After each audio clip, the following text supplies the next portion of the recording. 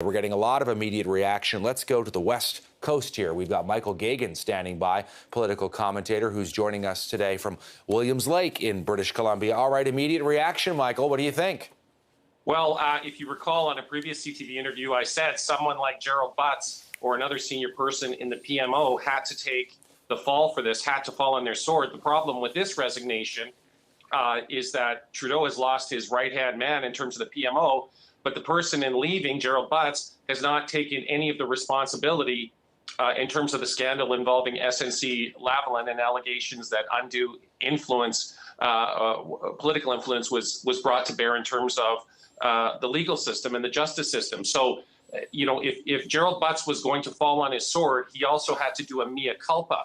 So in falling on his sword and then saying, hey, I didn't do anything wrong, again, I don't think that gets the Liberals or Prime Minister Trudeau out of this jam. If anything, it just makes people all the more interested in getting at the truth.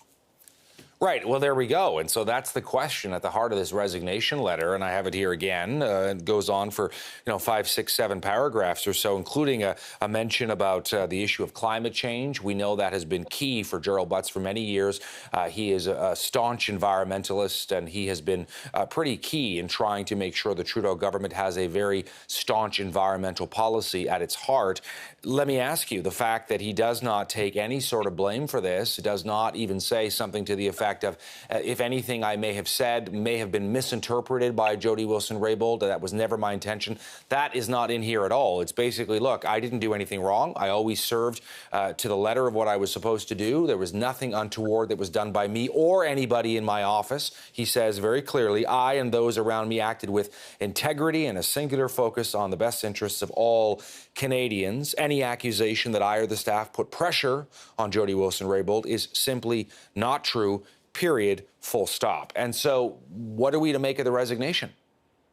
Well, it takes me back to my original point. What is the point of resigning if you're not going to take the fall, right? So it just leaves people scratching their heads. Well, if you didn't do anything wrong, then what actually did happen, and why actually are you resigning?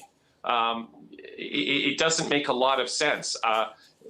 Clearly, if he had, as I said earlier, if he had done a mea culpa and admitted to, yes, I did talk to the Attorney General, I did suggest this, and in hindsight, I realized that was inappropriate, and because of this mistake and because of the problems it's caused for the Prime Minister and the distraction that has all served, I am resigning. That would have made sense, and that would have allowed the Liberals to move beyond this scandal. But instead, it's now a situation where it's just going to cause people and journalists to want to dig farther.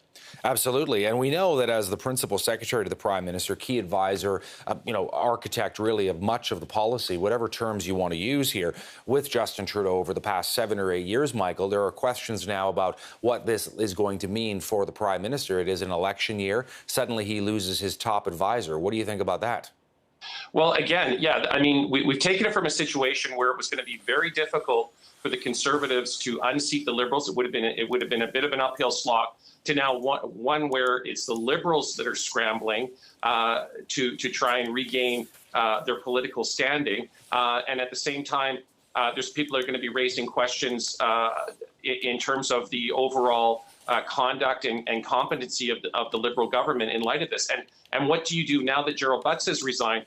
What does Jody Wilson do? Is she welcomed back into cabinet? Is this matter, like, does everyone kind of kiss and make up, or are there other moves ahead? And this scandal just continues to simmer and burn right up to October. If Canadian voters don't get some kind of clear resolution to this, then the resolution will be the defeat of the government, bring in a new one, and we'll move on. That's the prospect that's facing Prime Minister Trudeau today. Right. Of course, that is the nightmare scenario for the Liberals, who arguably certainly seemed like they had the wind in their sails heading into that election in October. Michael, let me just mention something here about Jody Wilson-Raybould, who has really found herself at the center of this story for the past 10 days or so. The Liberal MP from the riding of Vancouver-Granville, as you know very well, Gerald Butts says this: I want to say a word about my relationship with Miss Wilson-Raybould. I encouraged her to run for the Liberal Party of Canada and worked hard to support her as a candidate and then cabinet minister. From my perspective, our relationship has always been defined by mutual respect, candor, and an honest desire to work together. So let's get pragmatic here, and let me ask you about so-called smart politics. You worked in politics for a while. Here it is, Family Day in much of the country, and we are in the middle of February. The election is still months and months away, 7-8 months away from now, Michael. Gerald Butts falls on his sword, so to speak, doesn't take any blame, but falls on his sword in order to allow the Prime Minister space to move on. What do you make of it? Well, again, the timing's a little peculiar. As you said, it's Family Day. The lack of any kind of mea culpa, I also find interesting because, again, what was the point of the resignation if no one's taking ownership of this? Because if you think about the scandal as like a hot potato, Gerald Butts has walked out the door, but the hot potato remains. He didn't take it with him by doing the mea culpa, right? So they're still stuck with the hot potato.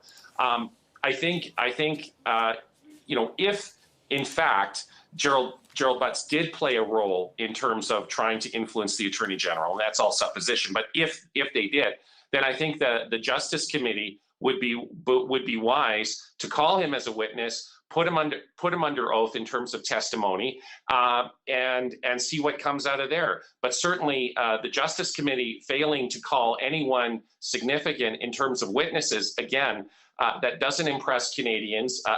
And what it means is that the Liberal brand, it's not just damage being done to Trudeau, it's also damage being done to, the other members of caucus within the government by these sort of shenanigans. And so I think the next step would be you actually have some credible people, like you actually have Jody Wilson-Raybould testify before the committee, you actually have the Prime Minister give the green light for that to happen, and you also call Gerald Butts. And I think if there isn't a big scandal here, then I think Sunlight at this point can only benefit the Liberals, because as I've said before, continuing to kind of tap dance and skate around this issue, people are going to assume the worst, and they're going to pay for it in the October election. Yeah, no, and just before we let you go, Michael, and I appreciate you coming on the show on Family Day in BC, but just this idea that you raise of this Justice Committee, because, as we were prepping our show for today, I mean, this was going to be a big focus for us, which was that the Liberal-controlled Justice Committee is convening tomorrow, Tuesday, on the 19th, to talk about this and the idea of looking into what happened with Jody Wilson-Raybould and SNC-Lavalin. Was she unduly influenced? And who was going to be called before this committee? What you're saying is, let's clear the air. Let's be transparent. Gerald Butts, now a civilian, quote unquote, could appear. So could Jody Wilson-Raybould. Answer questions about what was said, what wasn't said, what happened behind closed doors, what she felt about it, whether she felt she was being pressured or not, what Gerald Butts felt that he did or didn't do. And then that way Canadians have a full accounting from the actual principal players in this story. Exactly. I mean, in the absence of full disclosure, the majority of the public's going to assume the worst, and assume that the Liberals were engaged in some kind of cover-up and papering over of this, and that will have an impact in terms of the October vote. I think it's much better, if I was advising the Prime Minister, I would have Gerald Butts testify, I would have Jody Wilson testify before that Justice Committee, and I would clear the air and let the chips fall where they may, because otherwise, it's just going to continue to dog them. Michael Geoghegan joining us from Williams Lake in British Columbia with his take on this news. Thank you, Michael, as always, for coming on CTV with us. Thank you. Always a pleasure.